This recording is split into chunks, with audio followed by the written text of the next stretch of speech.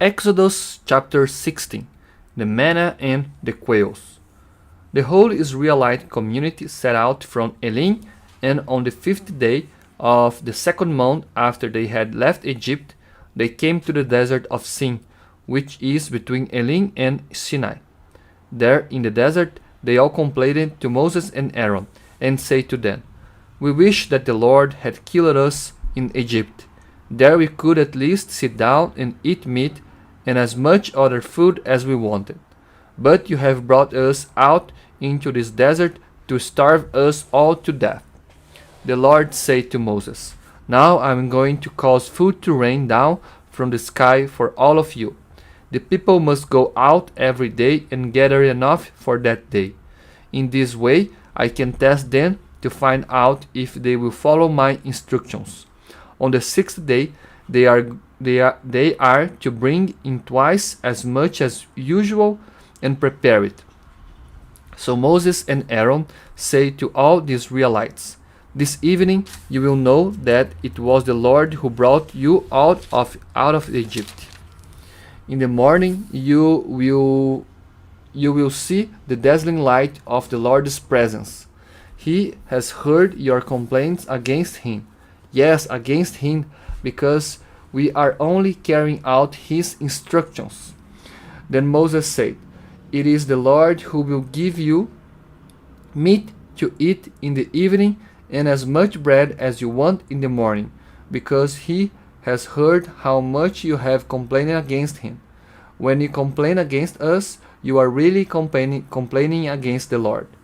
Moses said to Aaron, Tell the holy community to come and stand before the Lord, because he has heard their complaints." As Aaron spoke to the holy community, they turned toward the desert, and suddenly the dazzling light of the Lord appeared in a cloud.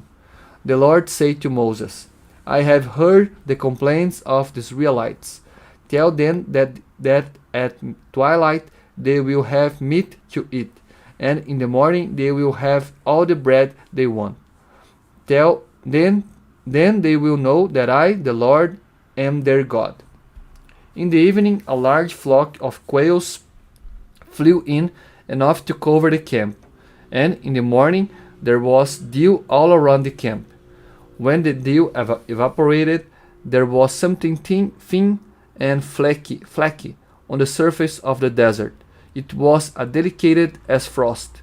When the Israelites saw it, they didn't know what it was and asked each other, What is it?" Moses said to them, "This is the food that the Lord has given you to eat. The Lord has commanded that each of you is to gather as much of it as he needs, 2 quarts for each member of his household." The Israelites did this, some gathering more, others less. When they measured it, those who gathered much did not have too much, and those who gathered less did not have too little. Each had gathered just what he needed. Moses said to them, "No one is to keep any of it for tomorrow." But some of them did not listen to Moses and saved part of it. The next morning it was full of worms and smelled rotten, and Moses was angry with them. Every morning each one gathered as much as he needed, and when the sun grew hot, what was left on the ground melted. On the 6th day they gathered twice as much food, for 4 quarts for each person.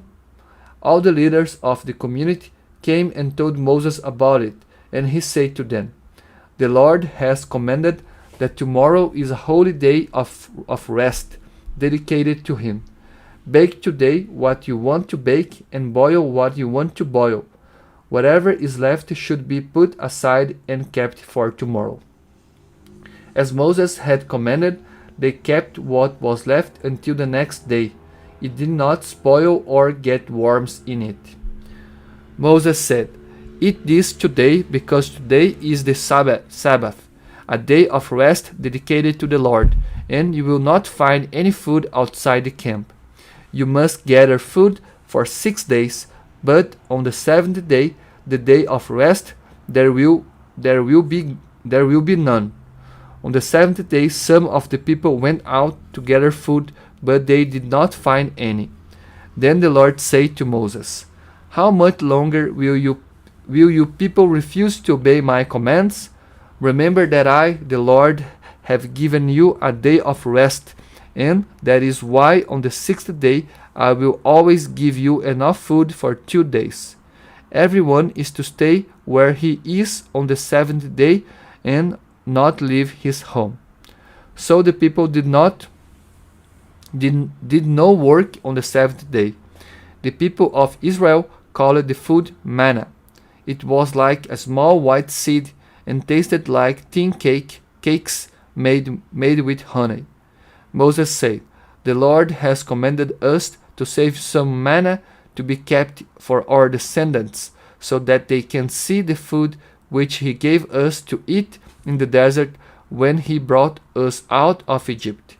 Moses said to Aaron, "Take a jar, put 2 quarts of manna in it, and place it in the Lord's presence to be kept for our descendants." As the Lord had commanded Moses, Aaron put it in front of the covenant box so that it could be kept. The Israelites ate manna for the next 40 years until they reached the land of Canaan, where they settled. The standard dry measure then is in use equal 20 quarts.